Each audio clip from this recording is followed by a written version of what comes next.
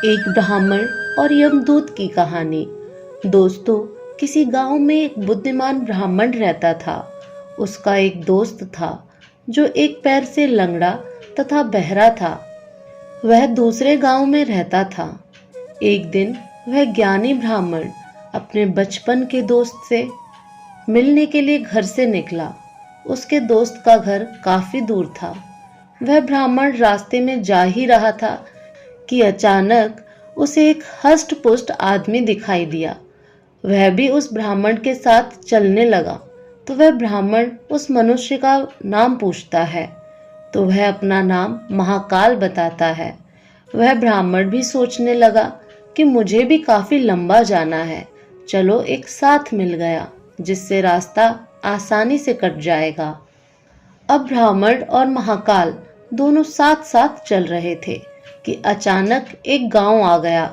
तब महाकाल ने उस ब्राह्मण से कहा कि तुम चलो और मुझे इस गांव में थोड़ा काम है, मैं अभी आ रहा हूँ। थोड़ी ही देर में उसी गांव में एक भैंस ने एक आदमी को लात मार दी। थोड़ी ही देर में महाकाल उस ब्राह्मण के पास आ गया और बोला कि चलो। फिर वह ब्राह्मण उस महाकाल के साथ चलने लगा।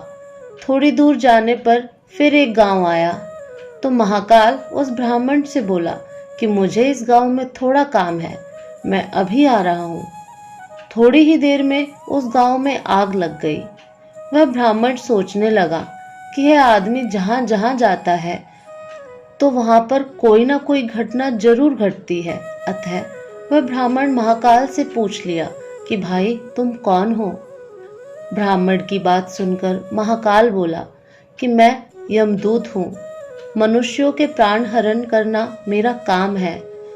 उसके बाद ब्राह्मण महाकाल से पूछा कि तुम यमदूत हो तो ये बताओ कि अगली मृत्यु किसकी होने वाली है।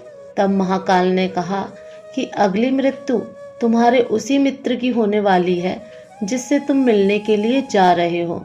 वह ब्राह्मण सोचने लगा, यदि ऐसी बात है तो मैं अपने मित्र से मिलने नहीं जाऊंगा। महाकाल ने ब्राह्मण से कहा कि तुम जो सोच रहे हो ऐसा कुछ भी नहीं होगा, होनी अटल है इसलिए होकर रहेगी।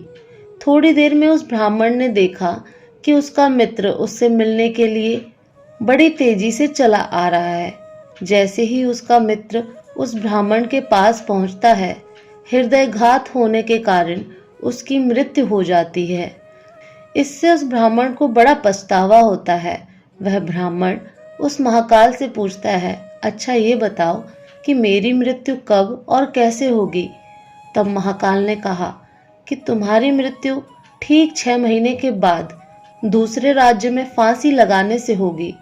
वह ब्राह्मण फिर अपने घर गया और सीधे अपने राज्य के राजा के पास गया और ब्राह्मण ने राजा से सारी बात बता दी।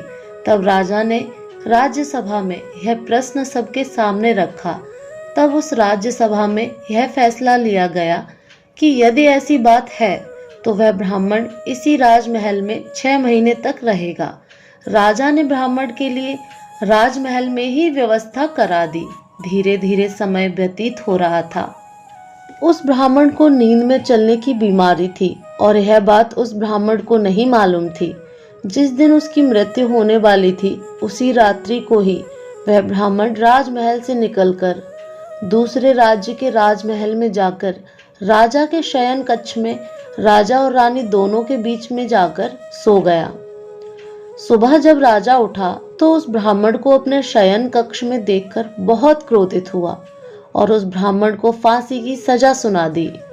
तब वह ब्राह्मण उस राजा से सारी कहानी सुना डाली, जिसको सुनकर वह राजा अपना एक गुप्तचर अपने पड़ोसी राज्य के राजा के पास भेजकर सारी जानकारी ले ली, जिसको सुनकर वह राजा अपने फैसले पर बहुत पछता रहा था।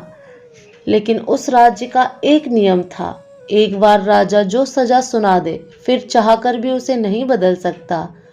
राजा ने एक राजसभा लगाई और इसका उपाय पूछा। तब उस राजसभा में यह फैसला लिया गया कि एक पतले धागे का फंदा बनाकर आप ब्राह्मण को पहनाकर अपना वचन पूरा कर लीजिए। फंदा पतला होने के कारण ब्राह्मण की मृत्यु भी नहीं होगी और आपके फैसले की लाज भी बच जाएगी। तब एक पतले से धागे से फांसी का फंदा बनाया गया और उसके अगले दिन ब्राह्मण के गले में डाल दिया गया और फंदे को खींच दिया गया। सभी ने यह सोचा था कि ब्राह्मण को कुछ नहीं होगा, लेकिन उस पतले धागे की वजह से उस ब्राह्मण का गला कट गया और खून तेजी से निकलने लगा। ज्यादा खून बह जाने की वजह से उस ब्राह्मण की मृत्यु हो गई। दोस्तों, हमारे भाग्य में जो लिखा होता है वो हर हाल में होकर ही रहता है, उसे बदला या काटा नहीं जा सकता। उस ब्राह्मण ने अपने बचने के लिए कितने उपाय किए, किंतु मृत्यु के आने पर कोई उपाय काम ना आया तथा उसकी मृत्यु हो गई।